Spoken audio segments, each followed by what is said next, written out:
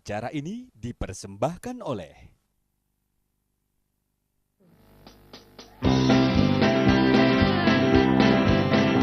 Ayo memilih untuk Surakarta, calon wali kota dan wakilnya.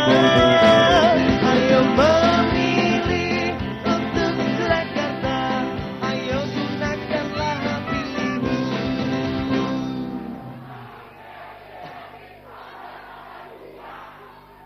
Bapak Ibu yang kami hormati, kembali kita di segmen yang keempat, debat terbuka Pilkada Kota Surakarta 2015. Kini saatnya pasangan calon saling mengajukan pertanyaan, dan untuk yang pertama kami akan mempersilahkan pasangan calon nomor urut 2 untuk memberikan pertanyaan kepada pasangan calon nomor urut 1. Kami persilahkan. Baik, terima kasih. Jadi untuk pembangunan Kota Surakarta tentunya tidak lepas dari sebuah anggaran yang namanya APBD. Kalau tadi Pak Anung menyampaikan akan rekrutmen ribuan relawan dengan gaji UMR, dari mana anggaran itu bisa didapatkan? Pertama itu, yang kedua, sedangkan gaji penarik sampah saja gajinya masih terlambat dan sebagainya, dan menggunakan regulasi apa? Terima kasih. Masih ada setengah menit. Cukup? Kalau sudah cukup, kami persilahkan kepada pasangan calon nomor 1 untuk memberikan jawaban. Waktu Bapak 3 menit dari sekarang. Terima kasih Pak Rudi. Pak Rudi mungkin lupa ya. Saya kan kepala keuangan 10 tahun.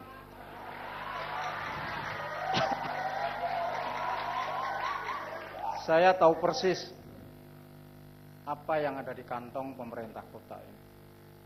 Pada saat kami menggulirkan, dulu Linmas itu tidak dapat apa-apa, sekarang kemarin jadi dapat apa-apa, bisa.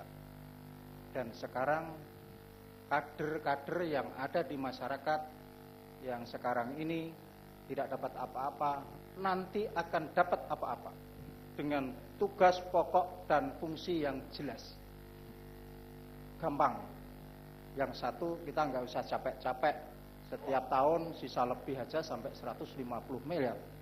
150 miliar itu bisa membangun pasar Klewer. Separuhnya lagi dapat. Nggak susah-susah.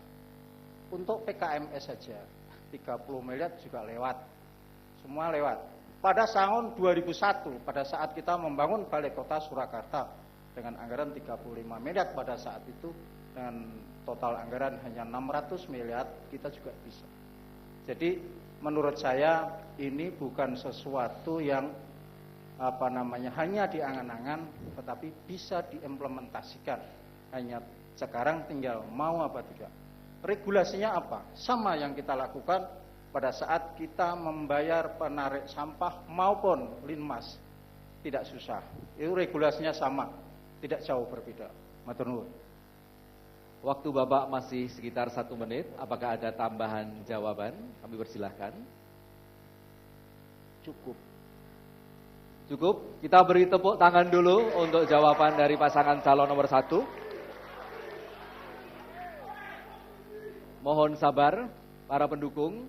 Ini belum sampai pada segmen untuk pasangan calon saling menanggapi jawaban. Dan selanjutnya, sekarang giliran kepada pasangan calon nomor 1 untuk mengajukan pertanyaan. Waktu Bapak 1 menit dari sekarang. Pak Rudi dan Pak Pur, saya agak galau memang beberapa waktu yang lalu dan juga sampai sekarang. Hanya satu pertanyaan, 3WMP itu program yang lalu ataukah program ke depan? Itu saja. Baik. Masih setengah menit, mohon maaf. Cukup.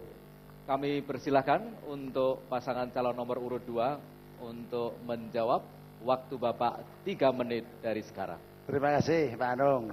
Jadi karena saya dan Pak Pur ini incumbent. Jadi kalau incumbent itu aja ninggali kokoh, itu basa Jawane.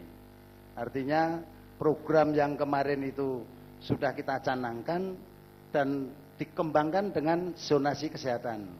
Salah satunya adalah pembangunan rumah sakit di tiap kecamatan. Yang kedua adalah wasisnya, zonasi pendidikan. SMP, SD, SMA, SMK ini mestinya harus ada di sana. Nah, sehingga 3 WMP bukan program baru. Tetapi ini muncul ketika saya dilantik menjadi wali kota, punya mimpi ke depan. Karena saya nyamban jeli ngerampungke RPJM-nya Pak Jokowi. Nah, ke depan 3 WMP mestinya harus lebih sempurna. Rakyat Solo waras, rakyat Solo wasis, rakyat Solo warek, rakyat Solo mapan, dan mempunyai papan dan rumah tempat tinggal yang layak untuk dihuni. Itu yang menjadi program kami. Yang kedua, tentang tadi disampaikan oleh Pak Anung, program lama atau baru. Kalau kita sama-sama baru, tentunya juga tetap mengacu kepada RPJP, Rencana Pembangunan Jangka Panjang, sampai tahun 2025. Yang mana di situ mengatur bahwa meningkatkan kesejahteraan. Lah, meningkatkan kesejahteraan kita fokuskan bagaimana wujudkan masyarakat yang sehat secara jasmani, sehat secara rohani, sehat lingkungannya, sehat pergaulannya, sehat ekonominya, dan sehat dalam hal dunia pendidikan, dan sehat pemerintahannya tanpa korupsi. Yang kedua adalah wujudkan masyarakat yang wasis dunia pendidikan, yaitu tidak ada warga masyarakat yang sekolah hanya sampai 9 tahun. Wajib belajarnya kita kembangkan menjadi 12 tahun. Nah, sehingga kalau sudah bicara wasis, falsafah wasis itu adalah luas. Ya, wasis bicara, wasis bergaul, wasis dalam hal mengaji, membaca Injil dan lain sebagainya. Artinya wasisnya adalah luas, namun paling utama adalah pendidikan. Pendidikan adalah utama dari wadah nawacita yang diprogramkan oleh Presiden Republik Indonesia, karena keseimbangan program pemerintah pusat dengan daerah itulah yang namanya program-program ke depan untuk mewujudkan kota Solo kota budaya yang maju, mandiri, sejahtera, tanpa korupsi, mewujudkan masyarakat yang waras, wasis, warek, mapan, dan papan untuk warga kota Solo yang saya cintai. Kalau Bung Karno menyampaikan 5P. P yang pertama perut, P yang kedua pakaian, P yang ketiga adalah pendidikan, P yang kelima pergaulan, dan P yang kelima adalah papan. Jadi visi ini tidak boleh baru atau lama, namun karena saya incumbent harus melanjutkan apa yang telah kami programkan selama ini. Terima kasih. Tepuk tangan yang meriah untuk pasangan calon nomor urut 2. Bapak dan Ibu hadirin yang kami hormati, kita di penghujung segmen yang keempat ini, dan kita akan break untuk melanjutkan di segmen debat yang sebenarnya di segmen 5. Dan kami persilakan untuk pasangan calon nomor urut 1 dan pasangan calon urut 2 untuk duduk kembali. Terima kasih.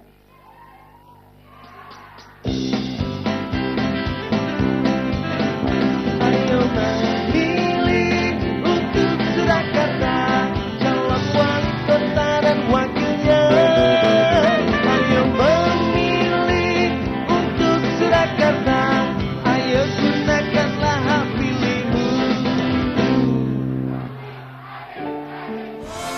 Memilih untuk Surakarta, ayo gunakanlah hak pilihmu. Acara ini dipersembahkan oleh